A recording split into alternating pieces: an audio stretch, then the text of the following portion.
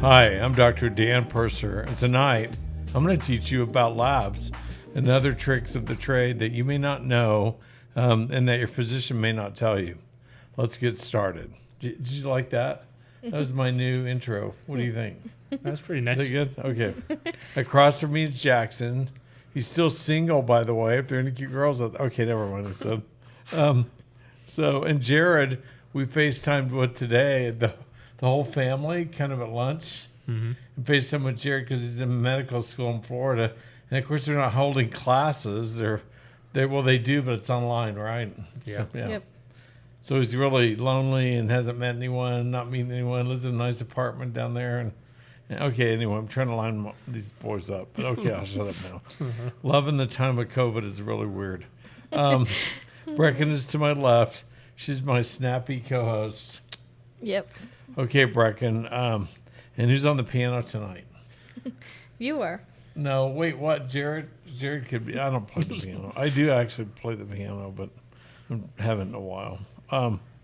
So okay, no one on the piano. No, you play the saxophone, not the piano. Okay, I'm going to give you some quotes.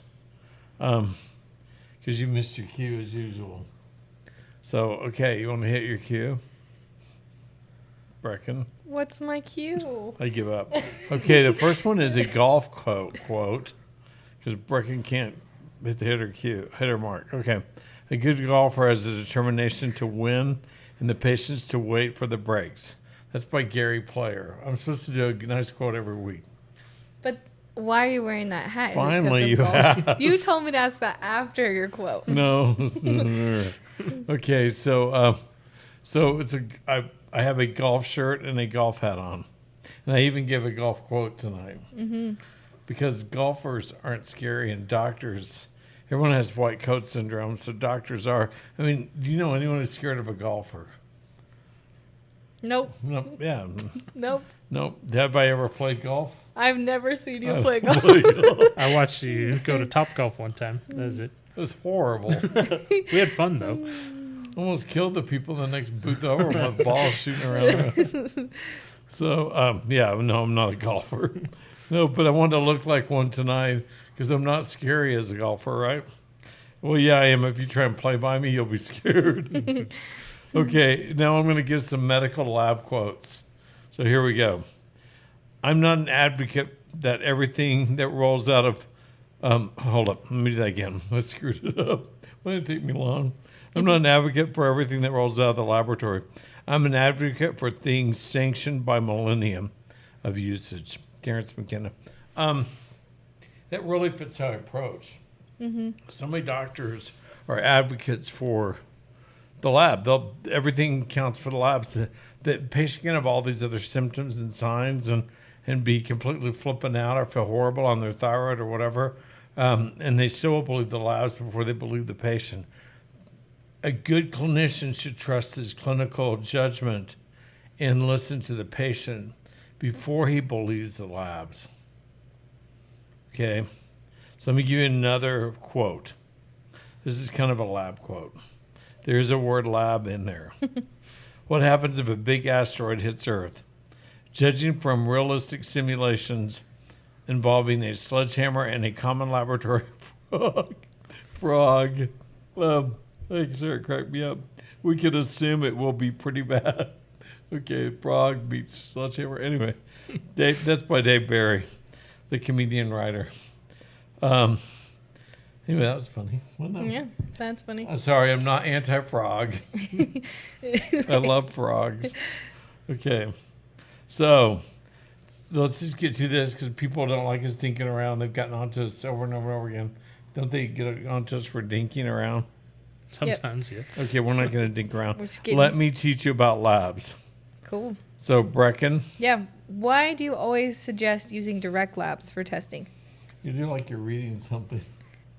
So I get made fun of for not hitting my cue, and now I finally hit my cue, and I still get made fun of. We practice for hours, days sometimes for these shows, so it's crazy that she misses her cue every time. You know what? Direct labs gives patient freedom and choice. They can get whatever labs they want, pay for it with a credit card. They're dirt cheap. They're super cheap. They have 1,300 draw sites nationwide. Um, I know everyone has huge insurance deductibles now. Forget the insurance. Pay them $23 for a lab. I posted some really good deals on thyroid panels, stuff like that, because this month is thyroid month. I had no idea August was month of the thyroid. That's good to know. When's the month of the ear lobule or so? I don't know, something. When's the month of the eyeball? So I want to know. Okay, so patients can choose the order whatever they want. If you want to see where free and total testosterone is, you can go to Direct Labs and order it yourself. Pay the, I don't know, whatever it is, $34 and go over there and have it done. Yeah. So, and then you'll know. What is a free T3 and free T4 level? A level or what are they? What are those? Sorry. Those are thyroid hormones that aren't bound up by anything, so they're floating free in the system. Those are the ones that work. The ones that bound up don't work. So you want a free T3 and free T4. It's what we use in residency and when we're doing research, endocrinology research, we use it. It's what they should be checking, but no one ever checks them. Well, I won't say no one. A lot of doctors don't check a free T3 and a free T4. And a free T3 is what you feel. It's your hands are warm, your feet are warm, so it makes your hair thick. It's what lowers your cholesterol, does all that thing. The free T4 is what gets into your brain and passes the blood-brain barrier and helps you think and helps you cogitate and gives you brain energy. So is that why specifically you want to see those levels, not just a regular thyroid I panel? can't tell anything from regular thyroid stuff or just the TSH. Just the TSH is like when you check your car and they check the air pressure in your tires and say, your car is fine. What? Wait, what? No, you just check the air pressure in my tires. You haven't looked at the rest of the car. So anyway, you got to get more than just a TSH. With a reflex free T4, that's just no. So, and that's also the TSH isn't that important to me after I get patient on thyroid, because what's more important is optimizing their thyroid hormone and how they feel. And often at that point, the TSH is suppressed. And I don't care about that. A lot of doctors really, really are concerned about suppressing your TSH when you're being treated for thyroid problems. Really? Why would you care? Because you're not going to take them off their thyroid. The TSH is serving no purpose. It's not adding to the situation. You're never going to take them off thyroid so their TSH can kick back in, even if you suppress it. Though we did that a lot at the university I did research at. We take people off for, good grief, anywhere from 6 weeks to 3 months until their thyroid, their anterior pituitary TSH would kick back in and their thyroid would kick back in. Just to see what really was going on, because it was really confusing sometimes as to why someone got put on thyroid. So you better know, you better not make sure it's a vitamin deficiency and all that. What level do you recommend people usually be at for free T3 and free T4? I like a free T3 of about 4.0, 3.8 to 4.2, according to where your range is, the upper end of the range for your lab for a free T3. And a free T4, again, at the upper end of the range, 1.6 to 1.8 or whatever it is in your lab. So yeah, don't you usually let some people have a higher level for free T3? Yes, because they have thyroid resistance. We learned all about that in research. Thyroid resistance is where your thyroid receptor doesn't function appropriately, and so for whatever reason, it's not functional adequately, and not enough T3 gets into your cells. Something, it's either selenium deficiency or a zinc deficiency affecting your thyroid receptor functionality, or something, another hormone deficiency. There's a lot of interconnectedness among the hormones for the receptor functionality. Testosterone has a lot to do with thyroid functionality too. And thyroid has a lot to do with testosterone levels too. So, so they can develop thyroid resistance. And the way you overcome that is you give them more T3. Gotcha. Get their FT3 higher. And you'll see them, they have instead of a 4.2, the upper end of the normal range, usually for FT3, they'll have a 5.0 or a 4.3 or 4.5 or 5.8 or something like that, but they'll have no symptoms, and they'll say they feel really good on their thyroid. I'm like, you're not jittery? No. I checked their heart, not racing. They're not anxious. They're sleeping good. They feel great. They have thyroid resistance until proven otherwise. And there really is no way to prove otherwise now, because you used to could get an intracellular T3 level, and you can't do that anymore. So there's no way to really disprove or prove that thyroid resistance other than the exam, the lab, and the patient's symptoms or lack thereof. Man. You kind of mentioned the vitamin deficiencies that affect thyroid hormone production. What were those again that you find most commonly? Zinc, of course, B12 always. Zinc and selenium are the two big ones. Thyroid is a selenohormone. It's made from selenium. So the thyroid gland needs selenium to function. And so does the receptor. Gotcha. That's interesting. But B12 too, you found a lot of the Oh, time? yeah, you bet. Yeah, it can affect the output of all kinds of hormone. Yeah. Lack of good nutrition in equals decreased hormones out. Yep. How do you know when you're in menopause? 2 rules.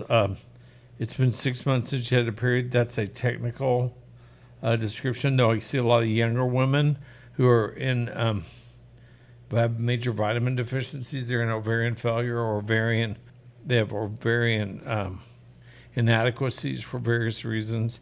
And so they're told they're menopause when really they aren't. So also a really high LH and FSH. Those are anterior pituitary hormones. Those go high permanently because you're trying to stimulate your ovaries that are no longer there or no longer functioning. So they just go up and stay up. What labs do you recommend for women who are going through menopause or perimenopause? Yeah, let's go through that. So write this down. I think I posted it tonight earlier. SpectraCell micronutrient panel, a serum estradiol, a serum progesterone, a serum free and total testosterone, an IGF-1, prefer fasting overnight, water is okay, LH and FSH, a serum DHEA SO4, a TSH, an FT3, that's free T3, an FT4, a CBC, and a CMP. If the LH and the FSH are both high, as I just said, and it's been 6 months since their last period, then they're probably menopause. Yeah. And ovarian failure, premature menopause shows kind of everything is low, weirdly low. FSH, LH are low, everything's low because they're malnourished. Why a CBC? CBC, you're looking for anemia issues. Also, it's interesting. CBC can tell you a ton of information. Is your white blood cells healthy? Leukopenia or low white blood cell count is, at least in my experience, normally caused by vitamin deficiencies. Deal with those, and the leukopenia goes away. Not always, though. Sometimes it can be a bone marrow problem or something really serious. So if you try that approach and it doesn't work, you don't see significant vitamin deficiencies, I refer on to a hematologist. But also the CBC will show you enlarged or shrunken red blood cells. If they're smaller than normal, that's called microcytic anemia or microcytosis of the red blood cells, and that usually indicates an iron deficiency. Remember, micro has an I in it, and iron has an I in it, or it could be ferritin. It's usually iron.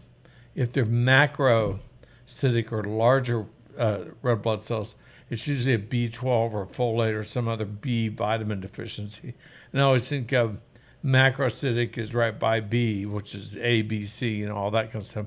So, good little tricks. Good little mnemonics. Yeah, that's how you make it through medical school. It's funny listening to my sister and brother. Bailey's going through nursing school, and Jared is going through medical school, and they were all talking about their little how do you say that word? Mnemonics. Mnemonics, just like that going Can through you spell stuff. mnemonic? Nope. Is there double N? M-N. M-N. Oh, that's what I meant. Yeah. M-O-N-I-C-S. Yeah. Spelling Mnemonics. bee. Look at you go. Spelling bee. So with all those labs that you just mentioned, can we talk about what levels that you specifically like Yes. for each? Yep. Okay. So for Yep. estradiol, what do you recommend? And this is women that we're focusing on first, Yeah, right? and I'm going to say a normal level for most of these for women in menopause is 0. But so I'm going to say what's a healthy level, though, Okay. for women in menopause or women or prior to menopause. Above 50, I can't remember. I think it's nanograms per deciliter, but don't hold me to that. It's above 50 for the estradiol level. What about progesterone? Above 10. Total. Above 20 for a really, really, really super healthy level, though. And this is after menopause, right? Or before. Okay, or before. Okay. What about testosterone? It's the total testosterone. Pre-testosterone are really inaccurate. The only reason I get them is because it's cheaper to get a free and total rather than a total by itself. Because they have to stop, turn the machine off, reset it, do all the stuff, and then run that total lab instead of the free and total. But a total testosterone, most women like them above 50. They feel healthy. They're 45.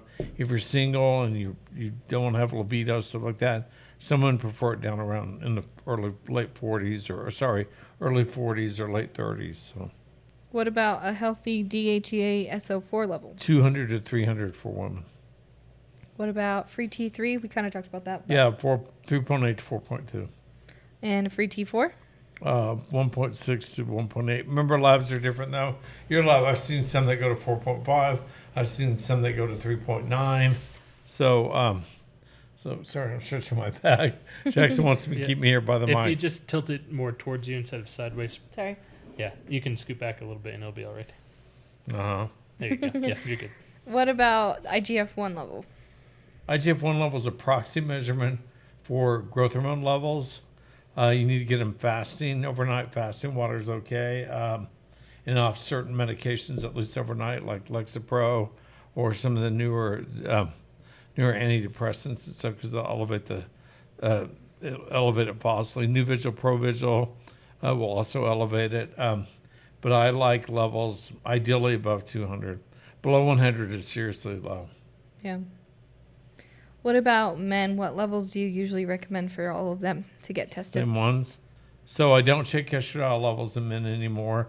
I know a lot of men want it because they're worried about getting man boobs or something like that. So my question to them is, and I heard Neil Rouzier speak a couple of years ago, and at that conference I spoke at in the endocrinology conference I spoke at in Tucson. Wasn't that in Tucson? Yeah, I think so. I think it was, yeah. At that big Marriott down there. And he kind of blew the whole theory of estradiol levels causing feminization, aromatization, all that kind of stuff out the window. Neil Rouzier, MD, one of the best hormone speakers in the country. When I get a young football player from the University of Utah or BYU and their total testosterone level is 1,400, their estradiol is through the roof. And that's normal. I'm not going to give them something to change any of their hormones, especially their estradiol level. Number one, they get kicked out off the football team. Number two, the NCAA probably come after me. But if I'm not going to do it for the young man, it's very cardioprotective for him. Why would I do it for someone older when they finally have 1,000 testosterone level, which is normal for men? Anyway, so I don't check estradiol levels. Yeah. Anymore, nor will I treat them with that anastrozole, even though guys keep asking for that. Quit asking me. So IGF-1 for a man, I want to see it above 200. A really, really healthy guy above 300. Again, you got to do it fasting. Overnight water's okay. LH and FSH, just in the middle of the range. I don't really care. A serum DHEA, SO4, 400 to 500 for men. TSH, FT3, FT4, FT4, same as in women. FT3 of about 4.0 to 4.2, and FT4 about 1.6 to 1.8. And a free and total testosterone. Ooh, I didn't put that on here. Oh, yeah, I did. So 800 is the lowest limit of normal for a man. I've seen men in their 60s and 70s. I've seen even an 85-year-old with levels above 1,000.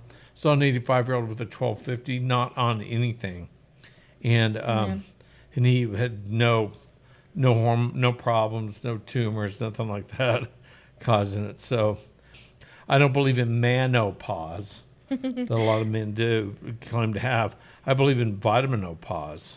You just have some kind of weird vitamin deficiency, deal with it, and the problem goes away. And most of these patients, people out here are following me, they know I do it that way. And I don't get the guy on testosterone. Maybe it's sympathy menopause for the women. Maybe. But it's also why I suggest, like, a good multivitamin, like if they're young living distributors, I suggest Master Formula for the man. You want to give your man something to help his testosterone level? Give him Master Formula. Yeah. Really, really good. And maybe a couple of Super B on top of that if he's still not quite having enough energy. And then sit back and wait. Check it again after 90 days. Check it again after another 90 and watch it come up. What about testing for heavy metals? I like doing the 24-hour urine for heavy metal at my local hospital, or even better, Genova has a toxic elements test that's really inexpensive and easy to get. And we can send you one of those to check for it. Let's back up. I don't do salivary testing. I know you send me your salivary testing, all that. Great, I'll look at it. We tried to use it in research. We couldn't. It's really difficult, number one. Number two, none of the research articles or levels are based on salivary levels. I know ZRT and all these great companies, all that, but the reality is we need serum. I need serum levels to be the best doctor I can be for you. So please, you can send me your salivary levels, but I'm going to ask for serum levels to really get an idea what's going on. Makes sense. What about fibromyalgia testing? I'll check serum copper, serum zinc, serum ceruloplasmin, and the SpectraCell level. Plus, of course, I haven't even touched upon genetic testing tonight. Not really going to go there. We'll talk about it next weekend. But yeah, SpectraCell micronutrient panel, because these women have severe vitamin deficiencies. Serum copper, serum zinc, and serum ceruloplasmin. Then I run those three through a formula called the NCC, the non-ceruloplasmin bound copper level. For example, I saw a girl this week, not with fibro. She had some of the worst. She was so sick. And I know I hope she's listening tonight. It broke my heart. She's in her 30s, just super sick, had really, really severe vitamin deficiencies. And she'd been at dozens of doctors and no one had figured out. She had some of the worst vitamin deficiencies I've ever seen. She was taking stuff, but she had such genetic errors and stuff that there's just no way. She had to take a lot of vitamins to get past those errors. So It's heartbreaking. yeah, it was heartbreaking. What about cultures? We can mail out for cultures. I use Pathogenius. I think they're back east in Connecticut or New York or somewhere. Those guys really are geniuses. They culture everything. They're cheap. They're effective. Takes 10 days about to get the results back. Man, are they're the best. I've saved so many patients using Pathogenius cultures. It's really incredible. You have a chronic sinus infection or craziness that way, or ear infection or drainage from somewhere. Let's do that culture. It's not expensive. I want to say it's $195 for a culture, so it's pretty cheap for all they give you. I don't know how they do it. Yeah. That's not bad. We've gotten a lot of questions about just if there's a list of tests that they should order. He did make a post earlier today just listing all the female ones. Yeah, an hour before this started. But also what we like about Direct Labs is they also helped us make a panel called Dr. Purser's Initial Panel. And They did? Yeah, and it has all of your tests that you listed. I was just looking. So if you just go to our Direct Labs link on our website under the testing tab and then do order test and then search Purser, his female and male panel will pop up and it has all the tests that So he you're likes. telling me this now. You probably told me this before and I forgot. It's been set up always. For years. When we set up It's Direct been here Labs. forever. Yeah, sorry, there it is. But it's a really great way so you can have everything all at once. Now, do you know they have those thyroid panels on sale Yeah. right now? Yeah. If you get Yeah. on their email list, they'll probably send you Discount panels codes. and stuff. Just go to my website, link through, so I can access. Yeah. I don't know if it helps me access the results, but I think you haven't sent it to me. I don't know that for sure. Yeah, they send it to us. Okay, wow. But also, if you're going to go through your physician, you can always come and see Dr. Purser with any labs that you have. Yeah. Always. We're Just always trying to there. help. But nowadays, they won't draw the labs. They won't even see in their office. And people, They won't order stuff. they don't want to go to labs right now. Yeah, and you can get whatever you want just through me. They have 1,300 draw sites nationwide. Go to that Direct Labs link and order them. Yep. You don't You have know to. what your labs you've had in the past. If you have a big deductible or $10,000 deductible, which isn't uncommon, or $12,000, make me shudder. But you can order all the labs you want cheap through Direct Labs. Can you use HSA on direct labs? Sure. I think you can. I believe you can. For our testing on our website, like SpectraCell and the genetic testing, you can use an HSA card. You just have to call our office to place the order manually through us. 801-796-7667. Perfect. Maybe someone will type that in magically. Nah. I think it's been typed You can in. hear Jackson frantically typing. It's like writing your score on your golf card. So someone just asked, do we order a panel and then see Dr. Purser or meet with him first and then have you recommend panels? What do you suggest? Either way, it's according to how. If you're really confident, you got menopause problems, get the menopause panel. Yeah. I want to look at it. It helps to document all that. If you're fatigued, we better talk because that could be a whole mess of issues. Yeah, it's Weirdly enough, fatigue or exhaustion is probably the number one reason I see people. I'd agree. It's crazy. I see 5 or 6 new patients a week for massive, horrible fatigue. So, What happened on your iPad? I don't know. The little emoji thing. The emoji keyboard got stuck.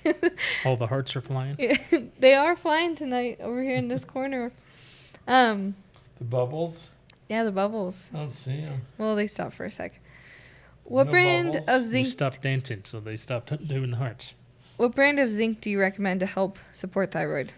I don't know, according to your age and issues. I also like, you're moving the little mic over. Sorry, my back was killing me. There goes little hearts.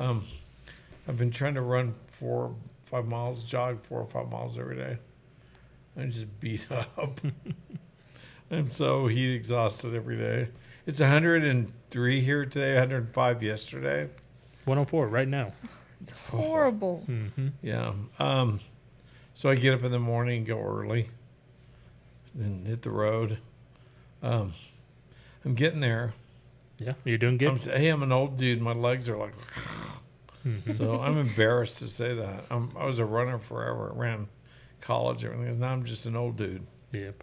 So, but one of my friends from the BYU track team came over the other day. He was actually like state champion for the 880 in high school in California. One of the CIF champions. Anyway, I don't quite know how that works in California, but we were talking about the Olympics in 780, how we didn't get to go and all that. I would have gone anyway and seen a chance, but we had friends who certainly should have gone. So it was kind of fun to reminisce. That's Yeah. awesome. Hey, if Doug Padilla's out there, love you, man. So Shout out. Nice shout out. Yeah. shout out to Doug Shout out Padilla. to Doug. Doug Padilla, and of course, everyone loves that Ice, great coach at BYU, one of the best runners ever to come out of BYU ever. So, and really long stride. I remember running by him, and I'd taken like 3 little steps for his one. Anyway, that's crazy. The corgi leg syndrome, huh? That's what we Yeah, call my it. little corgi legs going at it. So what are we talking about next week? Just so we can give him a We're little. going to tell. Sorry, did we have any interesting questions? Is that it? I said we're keeping this short. We'll get through and answer these, but don't you want to? Ask me a few. Okay. Any really good ones? This one's kind of interesting. What kind of lab would you recommend for a 75-year-old female that has migraines? Sorry, it jumped away. Paralysis. I can't say the word. SpectraCell. Paralysis. And depression. SpectraCell. Interesting. It's going to show B12 deficiency, probably a intracellular copper deficiency, which means you probably have a toxic level of copper outside your cells, thus the migraines. B12 deficiency, that's the paralysis. Or some kind of could it be thiamine or riboflavin? I don't know how you diagnose a thiamine, riboflavin, even a B12 deficiency now, or a CoQ10 deficiency or selenium or zinc. How you diagnose those deficiencies unless you use a SpectraCell? There is no way to diagnose those. That's crazy. You can have a super high level of B12, and it just because you're taking the wrong kind of B12 that cannot be absorbed into your cells, like you're taking cyanocobalamin made with cyanide, when in reality you have B12 receptor issues, and you can absorb cyanocobalamin. So it floats around in your blood, and your doctor goes, no, your level's really high. And in reality, you have a really low intracellular level. and you're super sick, numbness, tingling, gut problems, and you feel horrible. You try and walk, you're kind of wobbly. That's what my typical B12 patients with B12 deficient patients feel like. And they have migrating numbness areas. Like one day it's in their hands for 3 or 4 days, then it moves to their foot, then it's back to this leg. And they have bad gut problems too because they get a gastroparesis going on. I've never B12 heard that. deficiency, gut problems. You never had gut problems? No, I had never heard the word gastro. Paresis. Yeah. So gastroparesis is not supposed to be a known cause. Are you kidding me? Look at cobalamin and gastroparesis on PubMed. Tons of articles come out. Look at MTHFR and gastroparesis on PubMed. Tons of studies will come out. So if you have problems where you're trying to eat and and the food goes through you or it sits in your gut and won't digest, it kind of varies. Some days it goes through you, some days it won't digest. You have some kind of weird gastroparesis going on there, probably from a B12 deficiency. Try Super B or some type of really good B complex, or let me do a SpectraCell. We'll figure it out. Cool. What reason would you need to get heavy metal testing? Weird fibromyalgia symptoms that don't make sense. Toxicity symptoms, neuropathy symptoms that don't make sense.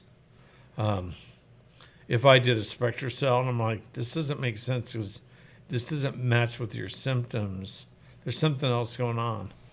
Well, no. Or you've had genetic testing and shows a lot of SOD issues or glutathione issues. That'll cause heavy metal buildup. Gotcha. You never mentioned what zinc you like best. Right now I'm using pure encapsulations. They have a 15 milligram and a 30 milligram. For most people, I suggest the 15s. Designs for Health is good too, It's right? a zinc bicolinate. Any zinc bicolinate you're all right with. Just be careful. You can get toxic on zinc. So watch it. Yeah. But mostly I see patients that are deficient in zinc. You won't make testosterone. You won't make estradiol. You won't make progesterone. You won't make a lot of things. You'll feel terrible if you have a zinc deficiency. So sad. Someone had a funny comment. They said, a runner and a band nerd. It was. Awesome. Awesome. I forgot. How'd you remember I was a band nerd? I don't know. They saw you playing saxophone at Young Living that Yeah, one but time. that one convention, 5,000 people. I just ripped it. Yep. Yeah, I was a music major when I first went to college. Yeah. Total waste of time. I saw the movie Amadeus, and I realized I was Salieri. You know, I technically was really, really good. I worked really hard. I was like first year All-State in Oklahoma and stuff. In high school band, big deal. All three of us there in Oklahoma. But anyway, had all these band scholarships. But it was just on technical merit. I had no talent. You know, Amadeus, Mozart had talent. Mm-hmm. And he was really crazily a god of music. And there's just people that way. I was not that way. It's like me in golf. No, it's not even like golf. I'm horrible. That's funny. But I wear a golf hat. That's kind of cool. Actually, this is from a friend of mine, Keith Clearwater, who's just was a great golfer. Still is. He's on the senior tour. Just a good friend. I love Keith. Keith and his wife. Another shout out. Another shout out. Maybe you should shout out the people watching. Maybe I shouldn't tell people that Keith Clearwater gave me a really cool golf hat. You might get in trouble from a sponsor or something. You're giving your a doctor friend golf hat. So. Let's see. What would it mean if your labs read below average on one draw and then above average in the next draw? From almost critical levels to like above average. I don't know. I have to see them. Labs. I've seen all kinds of bizarre lab results over the years that are just so inaccurate. Good, you repeat them if in doubt. That's kind of like what you said in the beginning. You would rather listen to the person's symptoms. Than, Right. What are your symptoms? Yeah. Do they match with the lab results, or are they weird? Don't ask me how the labs messed up. I think the machines put the wrong names on labs sometimes. So I've seen stuff that makes no sense. That's horrible. And you better repeat them when they make no sense. So, Yeah. okay, any other good questions? Want me to scroll through? Well, Greta, she just asked, what's Dr. Purser's very favorite hobby besides going to Disney? Reading. What's your favorite book? I don't know. I've read so many over the years. It's funny because we had like the too. same Kindle account for years, and I would see he downloaded a book, and then I would start reading it, and then it would mess up where he was in the book. Now we don't do that anymore. We'd all share, huh? We used to. I like to read. That's good. What'd you do this weekend? Read. You babysat your grandson. Well, I read while he's running around. I built a slide for him. I babysat him. He was awesome. He's just Mr. Cheerful little muffin boy. He's really cute. We had a lot of fun. One day, we'll take him to Disney World. One day. Mhm. Not very likely. Huh? Yeah. Well, should That's we wrap it? up? Okay, well, you're going to make us wrap up no matter what. Huh? Yep. Okay. Oh, yeah, we're trying to keep these under 30. We've already gone over. Okay, sorry we're rambling. Anyway, next week I'm gonna discuss genetic stuff and MTHFR. Then I'm gonna take a week off, maybe 2, but at least a week off. I gotta do some traveling, take care of some business and family stuff. So join us next week at 7:00 for MTHFR and other genetic error information. Some of it's kind of cool. And I'll help you and talk about the future. So It's awesome. thank you. I love you all. God bless and go in good health.